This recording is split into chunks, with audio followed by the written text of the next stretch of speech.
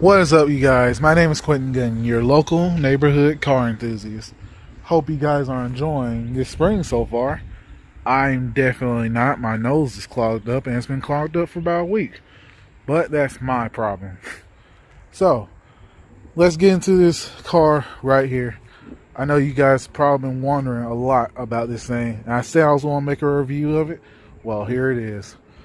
One of the reasons I waited so long, because, well... there's actually been a lot happening in my real life, and I didn't have any time to do it. So first, I got a promotion at my job. I'm doing a whole bunch of crazy stuff now. I'll tell you guys about that later in the video. And I also lost my camera mount. That was really the main reason why I hadn't done it. But I got it back on here. Of course, the car's dirty, but I gotta go buy some washing materials for it. I'll actually wash it today, but yeah, I lost this thing right here, and I really need that to make these reviews possible. But here it is. It's my 2014 Honda Civic Si. I've had this thing for a month. I put about 500 to 600 miles on it so far. I've been daily driving it to and from work every day. I also took it racing my first week that I got it, and I tell you, this thing is actually really nice. It's really, really fun. It's got a lot of features that I really, really like. Like, this thing has some really big windows, so it really gets in the air, and it has a sunroof as well. You know, the last car I ever had with a sunroof was my Integra, my 98, and that thing flew off while I was driving to work one time. This was back in 2019. Of course, this being a newer car, I know that's not going to happen. But yeah, this thing's been great. It's kind of a gas guzzler compared to what I'm used to driving. But it gets the job done. Like, I really feel like a grown-up driving this thing. I love it. I really do. Yeah, it's been getting some miles on it.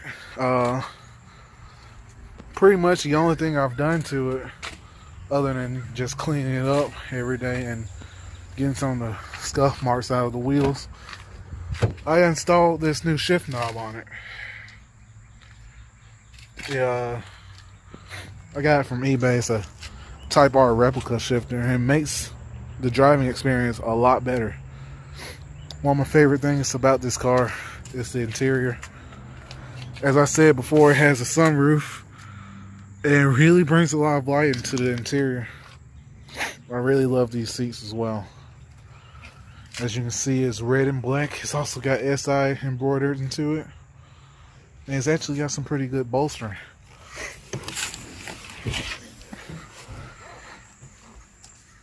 Really comfortable. Oh, my left nostril's starting to open back up. Great. This thing's actually got real carbon fiber trim. I was going to do that on the ad bar, but, well, that never worked out. But yeah, this thing's got a 6-speed manual transmission. And as everybody knows, Honda has the best shifters on the market. It's also my first car with push button start. And while we're here, I'm going to go ahead and start it for you.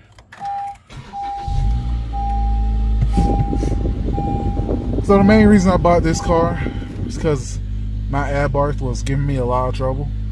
And I needed a car that was actually going to start up every time. And I have no problems with this car at all so far. Now that we got this thing started up, let me show you this engine. Because that's mostly what makes an SI an SI.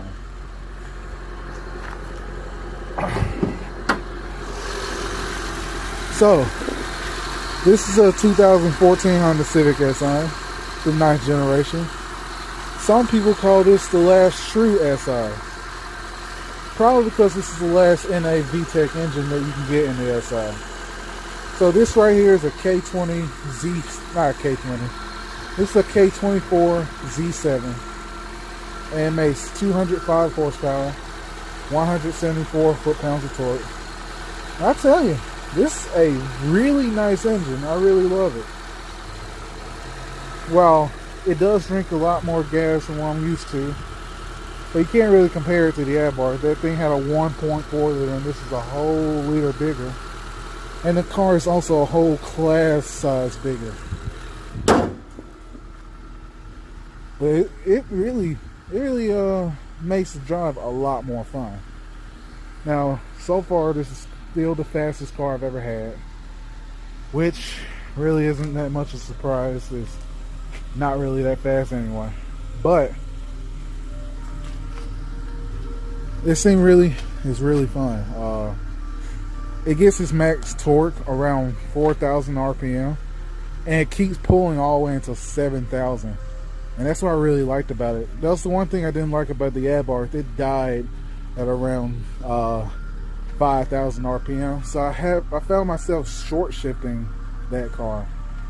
But this thing actually has in my opinion, has the better engine. So it's really, really fun. A lot of people don't like these things.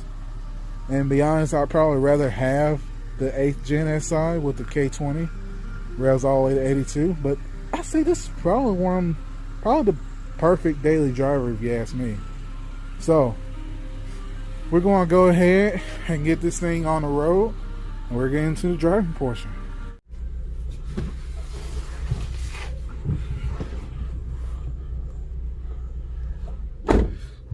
So we're back into the interior again, and I tell you, this thing has the best AC system that I've ever had in a car. Well, I guess that's shitty. This is the second car I've ever had AC in, but it's actually better than the Abarth, surprisingly. It blows really cold, even without the max AC on. And it actually doesn't really take that much away from the power. Excuse me. Yeah. See, one thing that's weird about these Civics is the clutch engagement. It engages pretty much about halfway from the top. And it actually likes to be revved up around 1,000. You know, if you actually have to rev it up, which you don't really have to rev it up from where I live in. But when you're on a hill or something like that, like a small hill, it does prefer to be revved up from like 1,000. One thing that I've seen from the Civic's owner's Facebook page said one thing that actually worries some of these people is the reverse grind. A lot of people did not know that Honda Civics have that reverse grind. Now, I didn't know that these newer Civics did, but my last Civics does, and my neighbor's 2000 Civic does as well. But that's one thing you do have to look out for if you're not used to driving Civics. This thing has been perfect though when it comes to daily driving. Like, its transmission is really smooth. And once you actually get used to the clutch engagement, it really becomes very easy to drive. Now,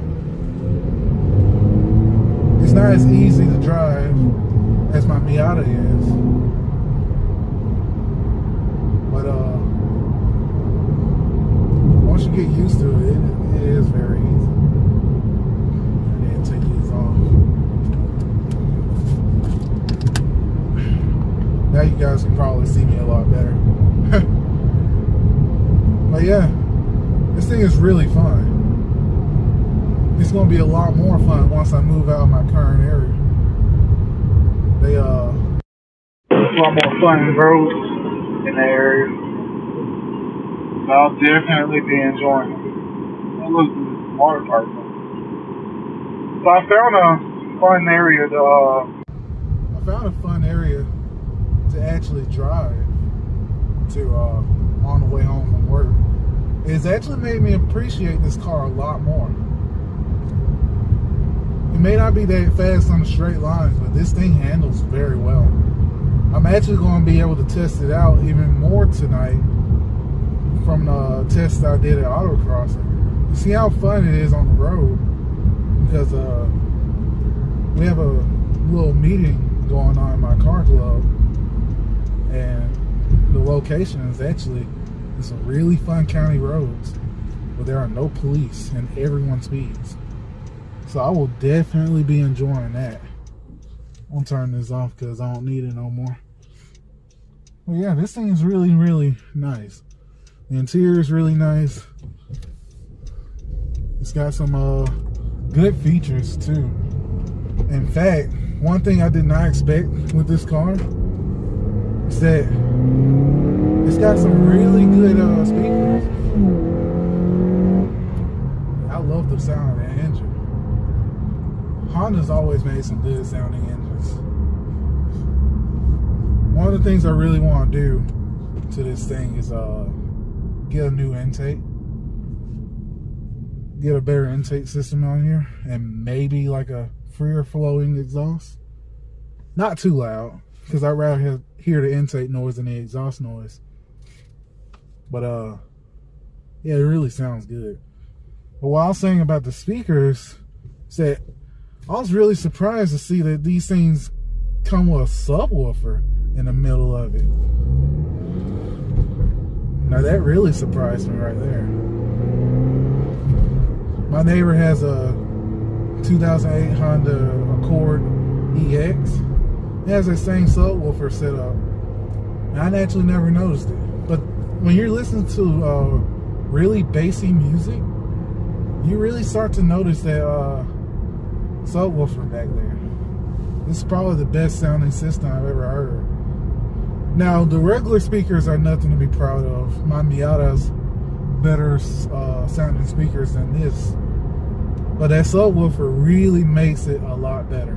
One of the things I do want to do with this thing is get some better regular speakers on here. So really sound good. But I'm really happy with the way it sounds right now. So as I said before, this car has 205 horsepower, 174 foot-pounds of torque, which is not bad. Which is not bad for a car that weighs a little less than 3,000 pounds dry. Let's say 0 to 60 for this car is around 6.3 seconds, which I can actually believe. As I said before, this is definitely the quickest car that I've ever had, on paper and in field. Especially once you get past 4,000 RPM. And that's not even when VTEC hits. VTEC hits around 5,000. I've been wanting to do a review on this car for a while. But this thing has pretty much done everything that I needed to do, including grocery shopping, which I'm about to do right now. I'm heading towards Walmart right now to do so. And you guys will actually see how big the trunk is on this thing. I mean, it's gigantic. It took me a while to get used to the 6-speed. I found myself accidentally shifting back into 4th from 5th at first. But once you get used to it, it becomes natural. Comfort-wise, this thing's pretty comfortable. Rev matching is also pretty natural as well. A lot of people knock on these engines for really not being as tunable as the K20s and not being able to make as much power NA as the K20s. But a lot of people actually like these blocks because they make more torque, and they'll actually swap out the 24 heads with the K20 heads to get a higher red line. I don't think I'll ever do that because I really just bought this to be a reliable daily driver. But the option's on the table. I wouldn't run away from it. But either way, these K-series engines all make good boosts. They handle boosts really well, supercharged or turbo.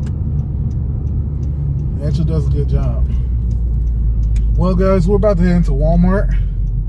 And once I get back, I'm going to show you guys how good the trunk is and how good it is at getting groceries. I guess we'll conclude the review. Now I'm back for my groceries. And I'll tell you, Groceries are no problem for this thing, because check this out. Yeah, you pretty much have to push this button or go inside the car to open the trunk, which is probably one thing I don't like about this car. Actually, no, I take that back. Learning new things already. Found a button right here.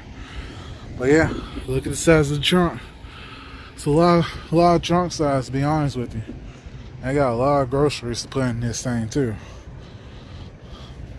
So when I get back, all the groceries will be in there, and you'll see all the room that this thing has. So we got all the groceries put in here, and as you can see, I got a lot of room left. I didn't even have to stuff any of the groceries in, and if I really need to, I can let these seats back, let the seats down, and I can have even more space. But yeah, everything's done. I even put the cart back where it's supposed to be because I'm not a dick. But yeah, this car is pretty much just about everything that I wanted, everything that I needed in a daily driver. So I paid about $20,000 for this car from CarMax. I know I overpaid a little bit for it because I see a lot of them for cheaper on Facebook Marketplace, but that isn't back with the CarMax warranty. So if you guys watch Doug DeMuro, you know how important that is. This being a Honda, I don't know if I'll actually have to use it, but you never know. Well guys, I hope you enjoyed this video. Please like, share, and subscribe if you want to see more content on the Civic. And I'll tell you guys what's happening in my life within the next video. So I'll see you guys later.